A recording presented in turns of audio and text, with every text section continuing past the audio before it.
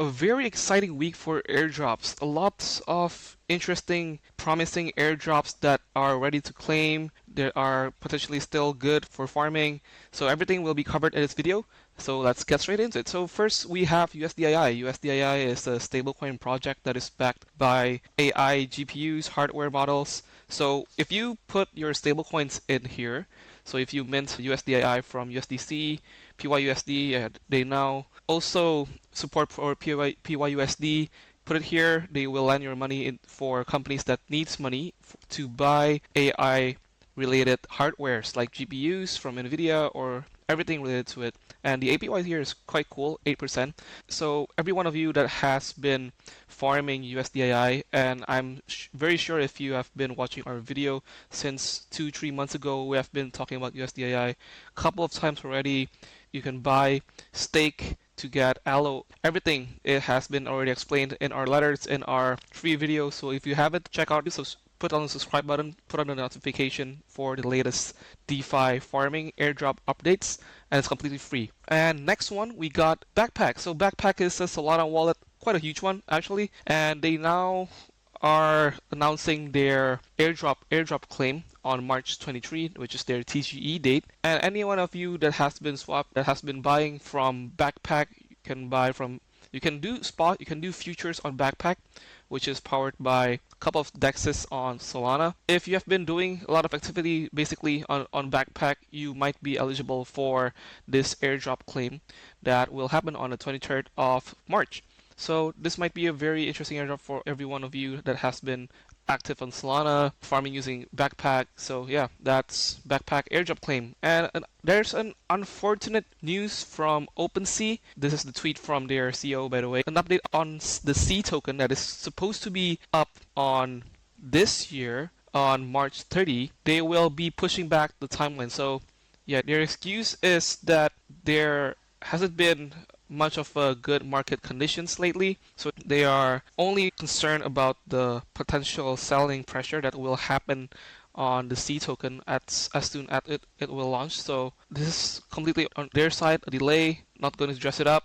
So they're making quite relevant and quite reasonable excuses this time. It's not the market has been performing quite okay lately, but it hasn't been in the last 3-4 months. It's not only affecting retailers like investors like us, but also especially projects like even as big as OpenSea. So that's the update for OpenSea. Next we got is Unitas. And again, Unitas, we've talked about Unitas a couple of times. The eligibility criteria for Unitas is to mint USDU, their stablecoin, and that's a full allocation, by the way. None is unlocked, and with no vesting at all.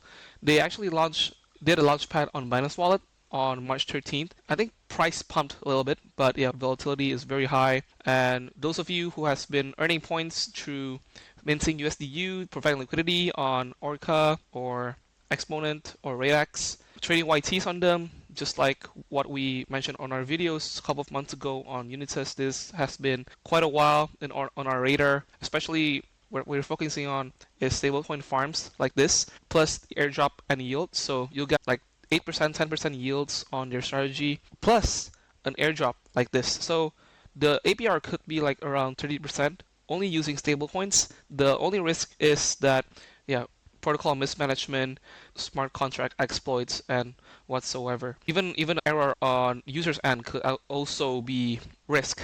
So that's for Unitas. There is another interesting airdrop, by the way. It's Katana claim and mainnet is officially live.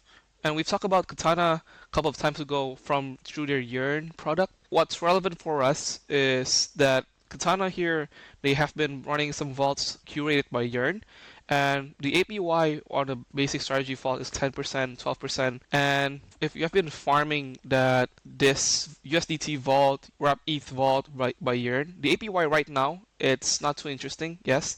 But previously, these cut base rewards are really high. It's 10, 20%.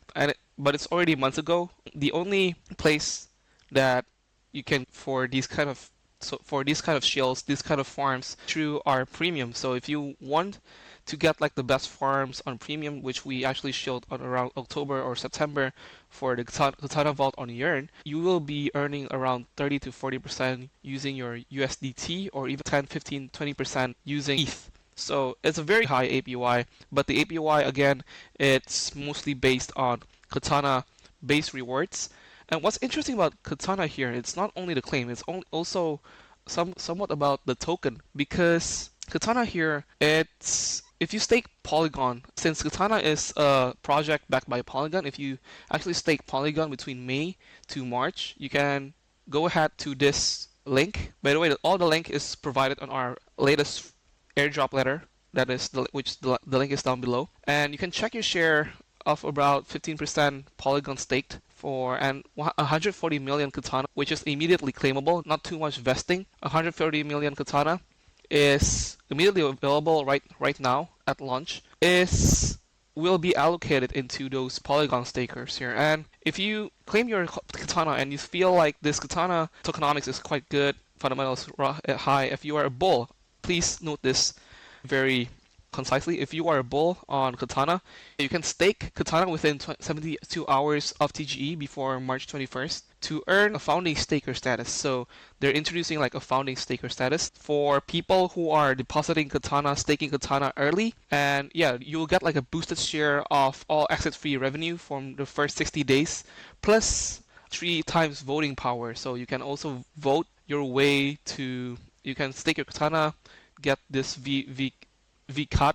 and also get yields from voting strategies on some pools that you feel has good APR. So yeah, the current price is right now it's a little bit down, but it's quite natural since people are a lot of airdrop farmers right now, and the market condition is not too good, sideways for quite a while, for 1 to 2 months. So yeah, please only use the links that we provided on our letter to minimize the risk of phishing links and whatsoever. So I think that's it for this video, and I'll see you on the next one.